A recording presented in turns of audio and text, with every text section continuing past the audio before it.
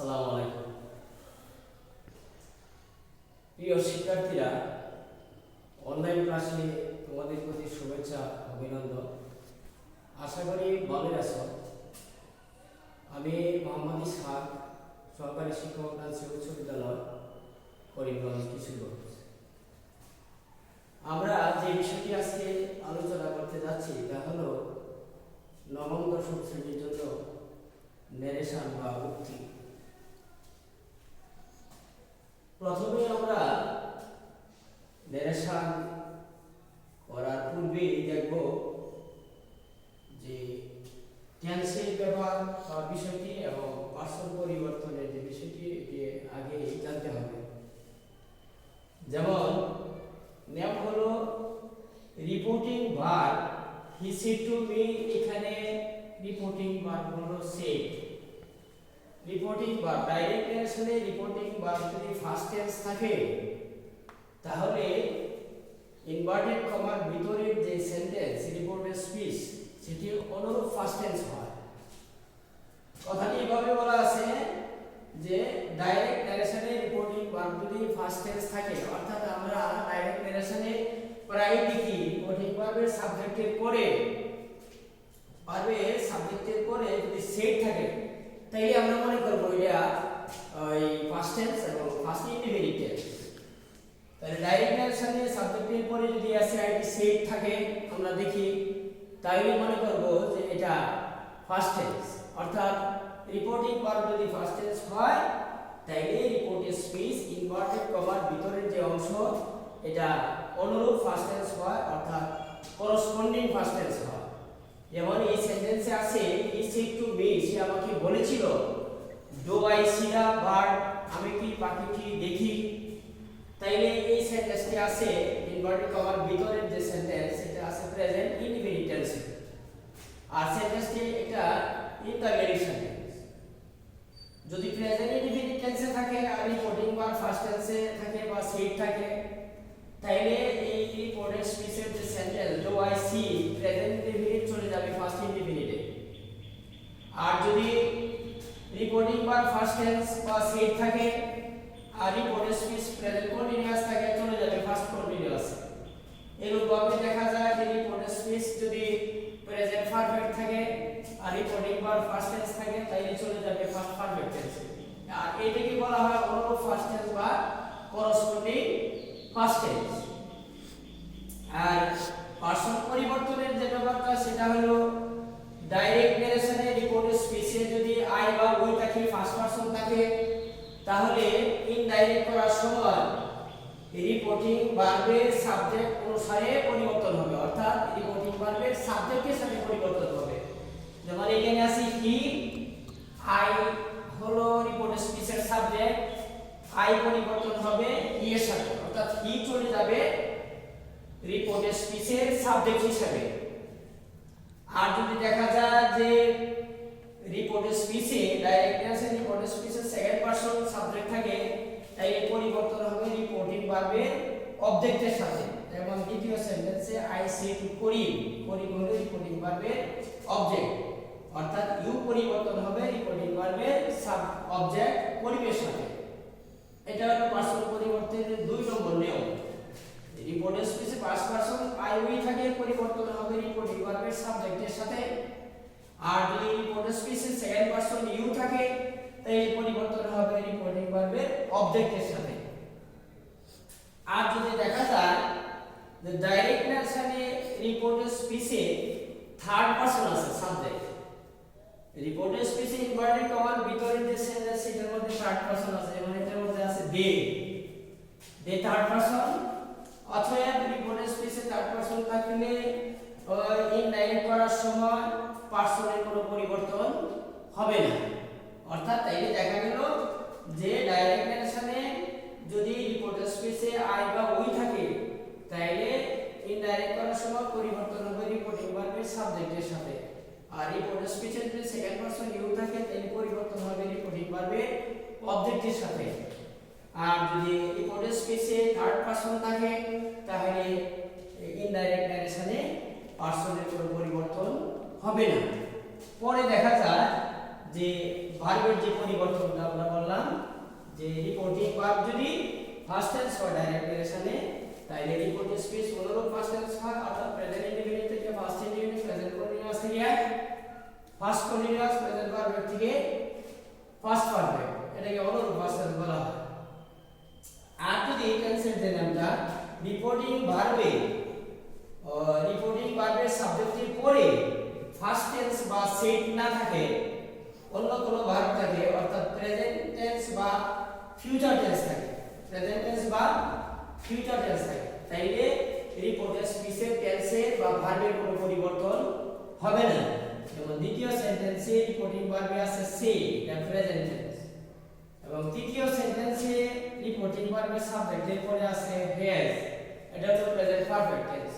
অর্থাৎ রিপোর্টিং ভার্বে যদি first tense বা সেট না থাকে তাইলে বোঝা যাবে যে এটা প্রেজেন্ট ইনডিফিনিট অর্থাৎ প্রেজেন্ট টেন্সের চারটার যে কোনো একটা ফিউচার টেন্সের চারটার যে কোনো একটা টেন্সে আছে।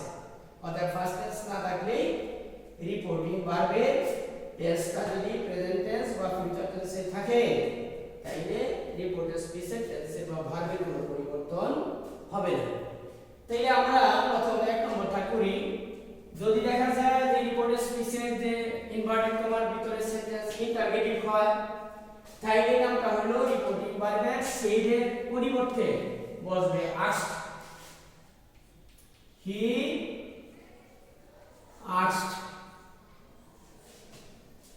পরে হবে me আসলে পরে টু বসাইতে হয় না বসে না he asked me inverted comma ভিতরের যে সেন্টেন্স এটা যদি ইন্টারগেটিভ হয় আর এই সেন্টেন্সটি কোনো সাহায্যকারী ভার্ব ডু ডাজ ডিড অথবা am is are was were ইত্যাদি দ্বারা শুরু হয় তাহলে ইনভার্টেড কমা উঠে একটা ইফ বসবে। এখানে সেন্টেন্সটা শুরু হয়েছে সাহায্যকারী ভার্ব ডু দ্বারা অর্থাৎ এই সেন্টেন্সটি ইনডাইরেক্টলি নেওয়ার সময় ইনভার্টেড কমা উঠে একটা ইফ বসবে বসালাম ইফ পরে যেহেতু do I see the bird এটা প্রেজেন্ট ইনডিফিনিট টেন্স আর রিপোর্টিং ভার্ব সেই ফার্স্ট টেন্স অতএব do I see the bird এই সেন্টেন্সটি চলে যাবে first indefinite tense present indefinite থেকে ফার্স্ট ইনডিফিনিট চলে যাবে। এখন ইফ এর পরে আমরা সাবজেক্ট বাইর করব। সাবজেক্ট আছে আই ফার্স্ট পারসন পরিবর্তন হবে রিপোর্টিং ভার্বের সাবজেক্ট হি এর সাথে অর্থাৎ হি সাবজেক্টের জায়গায় আছে রিপোর্টিং ভার্বের সাবজেক্ট হিসেবে আছে এবং সে এখন ইফ এর পরে সাবজেক্ট হিসেবে যাবে অতএব হি এর ডাইরেক্ট আমরা এই আই এর জায়গায় ইফ এর পরে নিয়ে বসাই। পরে যেহেতু do I see the verb present indefinite টেন্সে ইন্টারগেটিভ সেন্টেন্স ওটা যদি ফার্স্ট ইনডিফিনিট টেন্সে যায় তাহলে ফার্স্ট ইনডিফিনিট টেন্সের গঠন হলো সাবজেক্টের পরে মূল ভার্বের ফার্স্ট ফর্ম হবে। তাহলে এই সেন্টেন্সে ডু হলো সাহায্যকারী ভার্ব আই সাবজেক্ট আর সি হলো মূল ভার্ব। তাহলে যদি ফার্স্ট ইনডিফিনিট টেন্সে নিতে হয় তাহলে হি সাবজেক্ট এবং সি এর ফার্স্ট টেন্স হবে কি স হি স পরে অবজেক্ট দি ভার্ব সেন্টেন্সটি হয়ে গেল কি অ্যাসার্টিভ ইন্টারগেটিভ সেন্টেন্স আর হলো না এটা অ্যাসার্টিভ হয়ে গেল। এবং ই আস্কড মি সে আমাকে জিজ্ঞেস করেছিল হি সো দা বার্ড সে পাখিটি দেখেছিল। হি আস্কড মি সে আমাকে বলেছিল সে পাখিটি দেখেছিল। এটা হলো ইনডাইরেক্ট চলে গেল তো প্রেজেন্ট ইনডিফিনিট থেকে পাস্ট ইনডিফিনিট চলে গেল। এখন দুই নম্বর যে সেন্টেন্স সেটা যদি আমরা ইনডাইরেক্টলি নেই তাহলে ইনভার্টেড কমার ভিতরের যে সেন্টেন্স সেটা যেখানে আছে have you done the work সে কি তুমি কি কাজটি করেছো প্রেজেন্ট পারফেক্ট টেন্সে আছে আর রিপোর্টিং ভার্ব আছে প্রেজেন্ট ফর্মে প্রেজেন্ট ইনডিফিনিট টেন্সে অর্থাৎ বলা আছে যে রিপোর্টিং ভার্বটি প্রেজেন্ট টেন্স বা ফিউচার টেন্স অর্থাৎ প্রেজেন্ট টেন্সের 4টি ফিউচার টেন্সের 4টি 8টি টেন্স 8টি টেন্সের যে কোনো একটা টেন্সে যদি রিপোর্টিং ভার্ব থাকে তাহলে রিপোর্টেড স্পিচের টেন্সের বা ভার্বের কোনো পরিবর্তন হবে না। তাইলে আমরা দেখতেছি যে আই এর পরে সে এটা প্রেজেন্ট ফর্ম অর্থাৎ প্রেজেন্ট ইনডিফিনিট টেন্সে আছে। আমরা যদি ইনডাইরেক্টলি নেই তাহলে সে পরিবর্তে লিখব আস্ক I ask করিম আগের মতো দেখা যায় যে ইনভার্টেড কমার ভিতরে সেন্টেন্স সাহায্যকারী ভার্ব হ্যাভ দ্বারা শুরু হয়েছে অতএব কোনো সাহায্যকারী ভার্ব দ্বারা যদি ইন্টারগেটিভ সেন্টেন্স শুরু হয় তাহলে ইনভার্টেড কমা এটা ইফ বসে পরে আমরা জানি যে ডাইরেক্ট নেশনের ইম্পর্টেন্ট স্পিচের ভিতরে যে সাবজেক্ট সেটা যদি ইউ সেকেন্ড পারসন হয় তাহলে পরিবর্তন হয় রিপোর্টিং ভার্বের অবজেক্টের সাথে অবজেক্ট আছে করিম ইফের পরে সাবজেক্ট হিসেবে যাবে তো করিমের ডাইরেক্ট করিম নাউন না নিয়ে করিমের যে প্রনাউন হি পুরুষ সেটা আমরা দেব হি দিয়ে যেহেতু রিপোর্টিং ভার্বের ওইখানে প্রেজেন্ট ফর্ম আছে অর্থাৎ প্রেজেন্ট টেন্সে আছে ওইজন্য রিপোর্টেড স্পিচের যে have you done the work present perfect টেন্সে কোনো পরিবর্তন হবে না রিপোর্টিং ভার্ব প্রেজেন্ট টেন্সে থাকার কারণে রিপোর্টেড স্পিচের যে ভার্ব বা টেন্সে কোনো পরিবর্তন হবে না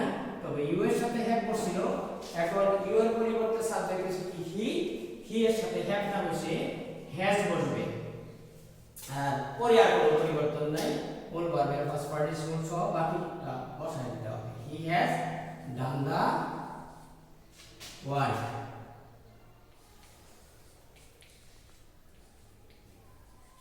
ডান দা ওয়ার্ক অর্থাৎ আই আস্ক করিম আমি করিমকে জিজ্ঞেস করেছিলাম if he has done the work সে কাজটি করেছে আর অ্যাড্রেসে কোনো পরিবর্তন হলো না পরে 3 নম্বর যে sentence Rana has said to Rana রিনাকে বলেছে ওইটাও প্রেজেন্ট পারফেক্ট টেন্সে আছে সাবজেক্টের পরে সাহায্যকারী ভার্ব হ্যাভ বা হ্যাজ আর মূল ভার্বের যদি ফার্স্ট পার্টিসিপল থাকে তাই পারফেক্ট টেন্স হয় অর্থাৎ রিপোর্টিং ভার্ব যদি প্রেজেন্ট টেন্স বা ফিউচার টেন্সে আফটার যে কোনো একটা টেন্সে থাকে তাহলে রিপোর্টিং স্পিচের টেন্সে বা ভার্বের কোনো পরিবর্তন হয় না তাইলে আমরা আর লিখতে পারি রানা হ্যাজ asked রিনা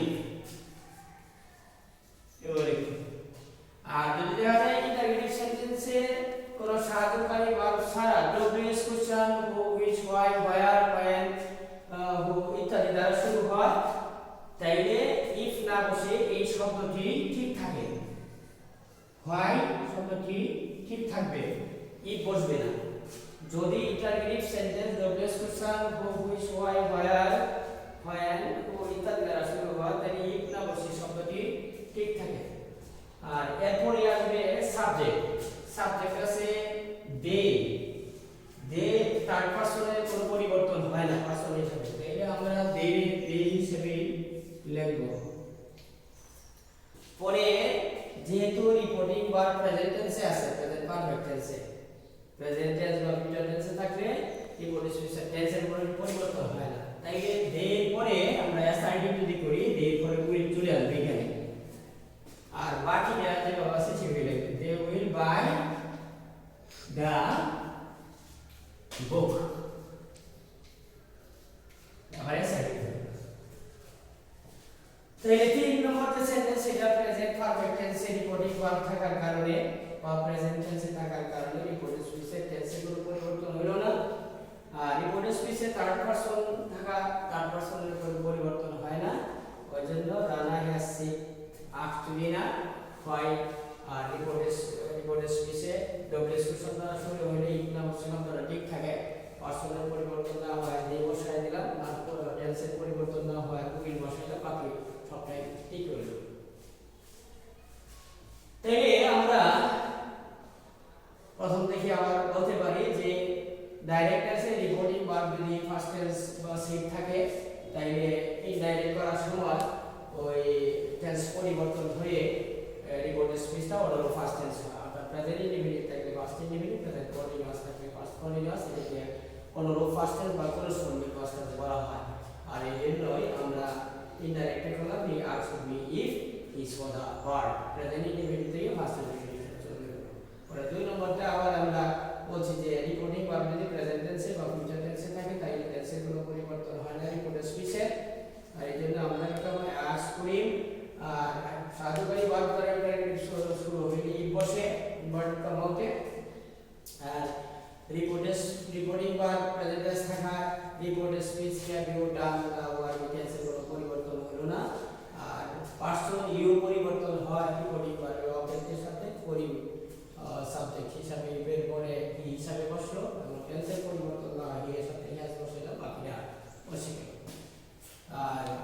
3 নম্বর আনা আসছে টু এই প্রেজেন্ট টেন্সে থাকার কারণে প্রেজেন্ট পারফেক্ট টেন্সে আছে। আর প্রেজেন্ট টেন্সে থাকলে পরে স্পিচে বা টেন্সের কোনো পরিবর্তন হয় না। এইজন্য আমরা এটা আনা হ্যাজ আস্কড ট্রেনা আর ডব্লিউ কোশ্চেন দ্বারা শুরু হলে ইফ অবশ্যই হয় ডব্লিউ কোশ্চেন ঠিক থাকে। আর দে থার্ড পারসন হওয়া পারসনের কোনো পরিবর্তন হয়নি, ওইজন্য দে বসাইলাম। আর রিপোর্টিং বা প্রেজেন্ট টেন্সে থাকার কারণে ওই ঠিক রইল, বাকিটি বসাই দিয়ে মোটামুটি শেষ করি। তো আমরা আশা করি তোমরা যদি বাড়িতে আবার জিনিসটা দেখো, চিন্তা করো, তাহলে ওই ভালো করে বুঝবে। আগামী ক্লাসে আমরা আরো চেষ্টা করব ভালো করে দেখার। আজকে এই পর্যন্ত